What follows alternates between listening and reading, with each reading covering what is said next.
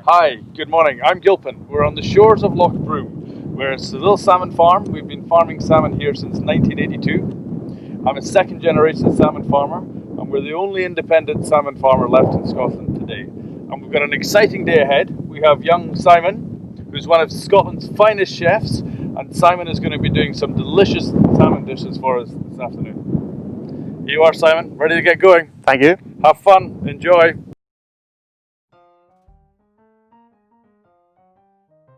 I'm going to cook a very quick coconut and miso curry using Westeros salmon for you. It's all going to be done in one pot, and it will take approximately 10 to 15 minutes for you to do this at home. So what you're going to need: Westeros salmon fillet, some white miso, spinach, coconut milk. I'm using chicken stock. You will get away with vegetable stock, fish stock, red onion, some red chilli, ginger and garlic. So to start, we're just going to finely slice the red onion. So what I've done is I've peeled the red onion and then I've taken off the root so that each slice just falls away nicely. So, like so. I'll put another one in.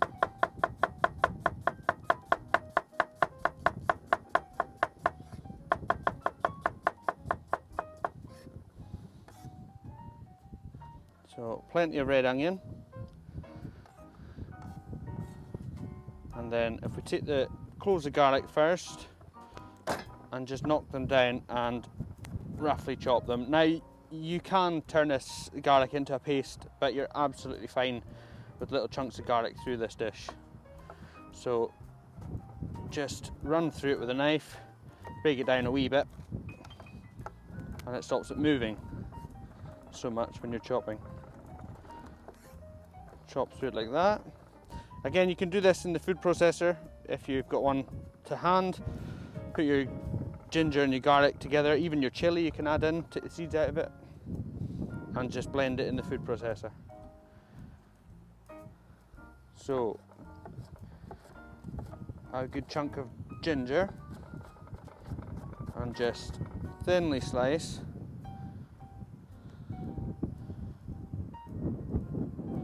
So we get a nice pile like that, and then you're just going the opposite way and then back this same way to get it into really thinly diced pieces. Now this is down to personal preference on how much you'll need. Certainly the recipe I'll put as a guide how much you'll need to put in for 4 people. So chili, red chilies. These ones are not excitingly hot chilies. It's again preference of what you like and what you can get hold of. These ones are not very spicy but have a good depth of flavour to them anyway. So you can put as much or as little as you like in.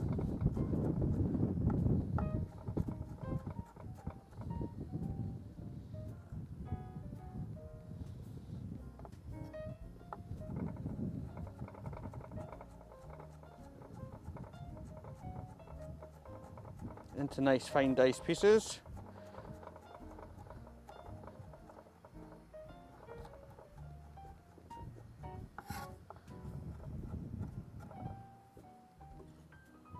There we go. So we've got a pan on here that's getting up to temperature now. Just going to put a little bit of oil into the bottom of it. You want sort of a medium heat for this. You don't want to go too high,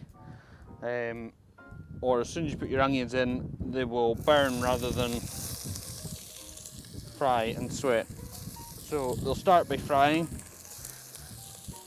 and then once they've started to get a wee bit of colour on them, we'll turn them down and it'll just finish by softening.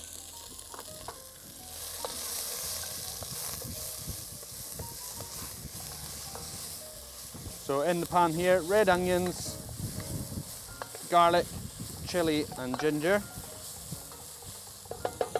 I'm going to add another touch of oil in there. and place the lid on and turn it down to a lower heat. We're going to add a good amount of this once this is sweated down. And meanwhile that's cooking, we may as well cut the fish into good sized chunks. Now the fish doesn't take very much cooking at all on this, so nice big generous pieces, don't cut them too small.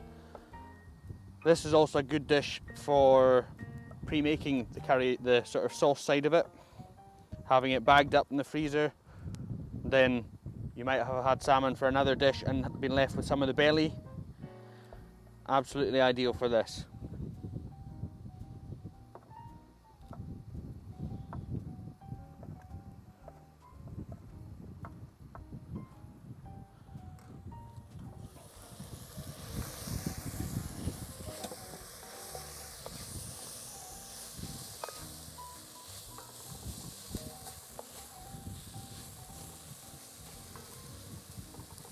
So they've cooked down now a good bit. We're going to add a generous amount of white miso in.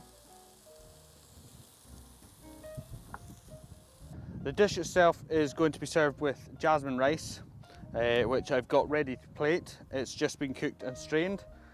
We're going to finish the dish with coconut milk, chicken stock and some fresh baby leaf spinach just before we put the salmon in.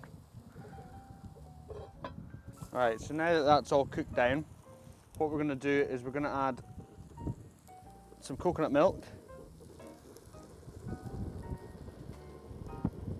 and some stock. Now, as I said, I'm using roast chicken stock, brown chicken stock that I've made, but you can use fish stock. You could make this dish and add shellfish to it, so use shellfish stock, or indeed vegetable stock is quite fine. Now, give that a good mix in. I'm going to add a wee bit more of the coconut milk because it's the luxury product in here alongside the salmon.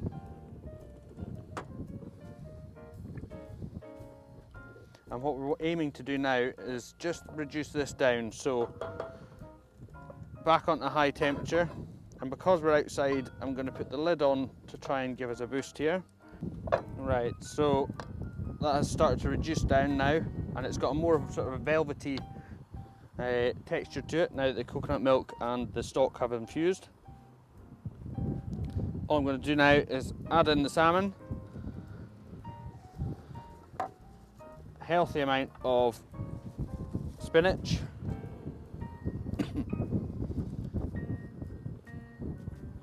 and then just place the lid on. You'll need very minimal amounts of salt with this because of the miso paste you've used, and it's entirely up to you. You can add some pepper to it,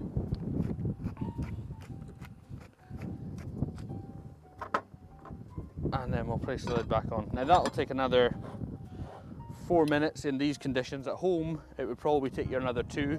We are fighting with the wind on the west coast of Scotland, so we'll leave that for about 4. Meanwhile, I'll start plating up for you. Jasmine rice is typically sticky, but what you want to do just before you serve it is just fluff it up with a fork. It starts to break the connection between each grain of rice and make it slightly lighter.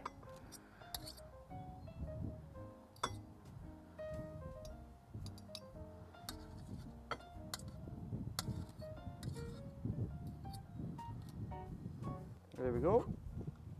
So we have coconut and miso curry made with Westeros salmon, served with jasmine rice,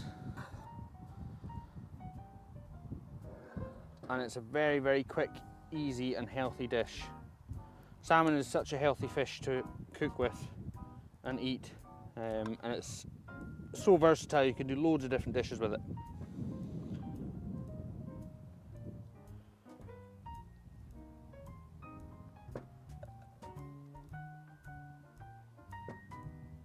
So plenty of salmon and spinach on each plate, and then take some of that lovely liquid and just pour it over.